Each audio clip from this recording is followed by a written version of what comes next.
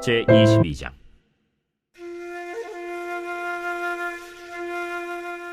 아람과 이스라엘 사이에 전쟁이 없이 3년을 지냈더라.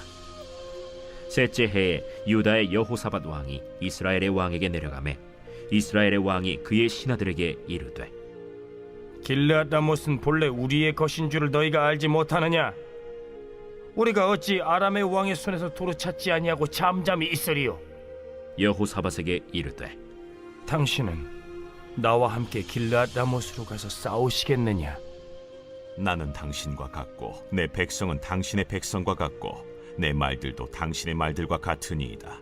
여호사밧이 또 이스라엘의 왕에게 이르되, 청하건대 먼저 여호와의 말씀이 어떠하신지 물어보소서.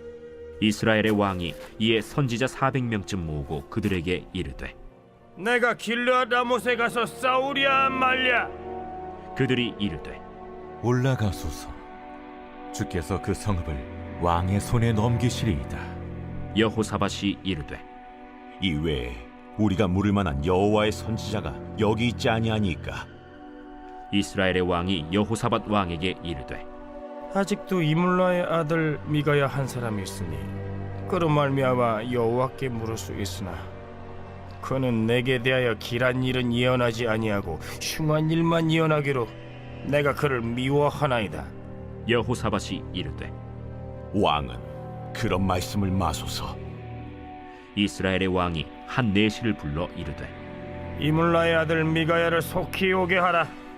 이스라엘의 왕과 유다의 여호사밧 왕이 왕복을 입고 사마리아 성문 어기 광장에서 각기 왕좌에 앉아 있고 모든 선지자가 그들의 앞에서 예언을 하고 있는데, 그나아나의 아들 시드기야는 자기를 위하여 철로 뿔들을 만들어 가지고 말하되, 여호와의 말씀이 왕이 이것들로 아람 사람을 찔러 진멸하리라 하셨다.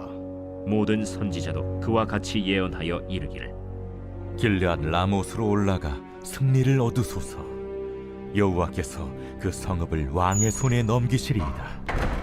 미가야를 부르러 간 사신이 일러 이르되, 선지자들의 말이 하나같이 왕에게 길하게 하니 청하건대 당신의 말도 그들 중 한 사람의 말처럼 길하게 하소서. 미가야가 이르되, 여호와께서 살아계심을 두고 맹세하노니 여호와께서 내게 말씀하시는 것 곧 그것을 내가 말하리라. 반갑습니다. 오늘 본문은 평화의 시대에 순종하는 방법을 보여주고 있습니다. 먼저 오늘 본문 1절의 말씀입니다. 아람과 이스라엘 사이에 전쟁이 없이 3년을 지냈더라. 3년 동안 이스라엘과 아람이 전쟁하지 않았습니다. 이것은 평화의 시대가 이어졌다라는 뜻이겠죠. 평화의 시대가 이어졌다면 평화를 주신 하나님께 감사하며 은혜 안에 있어야 했습니다. 하지만 이미 앞선 본문에서 자신 중심으로 살아간 아합은 자신의 눈을 이제 길르앗 라못으로 돌립니다. 이곳은 이미 이스라엘의 영토였고 에벡 전투에서 받기로 약속했던 곳이지만 그들은 받지 못했습니다. 명분은 확실했다라는 것이죠. 그러나 문제는 시기입니다. 평화를 주셨으니 그것을 유지하며 하나님의 때에 하나님의 방법을 기대해야 했지만 전혀 그렇지 않았습니다. 아합은 사도인 여호사밧이 오는 기회를 틈타 함께 공격하자고 합니다. 여호사밧 입장에서 조금 의아할 수도 있었고, 그래서 그는 5절에서 여호와의 말씀이 어떠하신지 묻자고 역제안합니다. 그리고 그들 앞에 나타난 400명의 선지자, 이미 왕에게 매수당한 그들은 이스라엘의 왕인 아합과 다르지 않은 의견을 보입니다. 하지만 여기서 한 명의 선지자가 빠졌으니 그는 바로 미가야 선지자입니다. 있어야 할 미가야 선지자가 없었고 그에게 다시 한번 묻기를 청하죠. 성경은 바로 미가야 선지자로 내용을 넘어가는 것이 아니라 시드기야라는 선지자의 내용을 보여줍니다. 당시 선지자들이 얼마나 왕에게 충성되며 하나님의 뜻에 묻지 않았는지를 보여주고 있죠.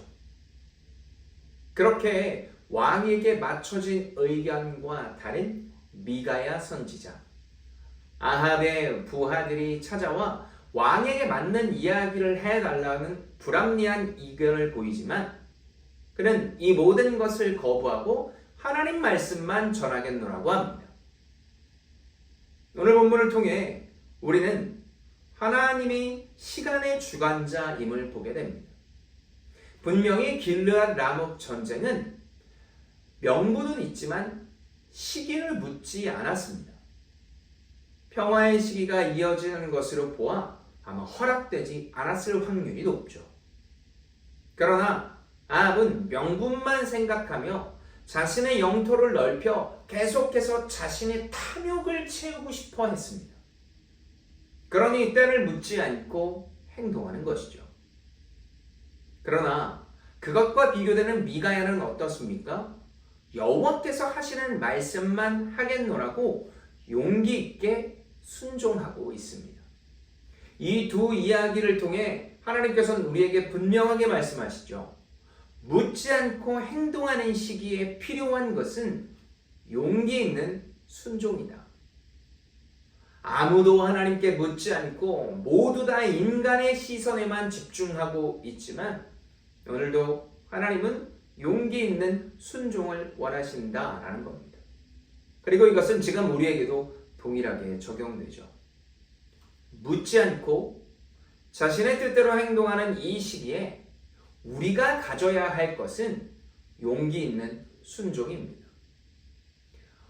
우리가 용기 있게 할 순종은 무엇일까요? 믿지 않는 자에게 복음을 전할 용기가 필요합니다. 또 하나님과 멀어진 영혼에게 하나님을 전할 용기가 필요하며 멀어진 내 행동과 마음 속에 하나님을 채우는 용기가 필요합니다. 새롭게 시작되는 오늘 하루 그렇게 하나님께서 주신 용기를 실천하며 하나님의 마음을 온전히 시원케 그래서 하나님이 주인임을 드러내는 우리가 되기를 예수님의 이름으로 축복합니다. 사랑과 은혜의 하나님, 오늘 우리에게 귀한 말씀을 주셔서 감사합니다. 묻지 않고 명분만 따지며 자신이 주인된 아합, 탐욕을 세우며 자신의 것만 채우려 한 아합의 모습과 하나님의 때에 하나님의 말씀만 전하려 한 미가야의 비교를 보게 됩니다. 하나님, 나의 때와 나의 방법만 기억하고 있는 바로 그 시기에 용기 있게 하나님의 말씀을 전하겠노라고 순종하는 미가야의 모습이 우리의 모습이 되게 하소서. 복음을 전하고 교회를 전하며 하나님의 마음을 전해야 될 우리가 바로 그 길을 걸어갈 수 있게 하여 주시옵소서. 그렇게 오늘 하루도 주께서 온전히 함께 하실 것을 믿으며 이 모든 말씀 우리 구주 예수 그리스도의 이름으로 기도합니다. 아멘.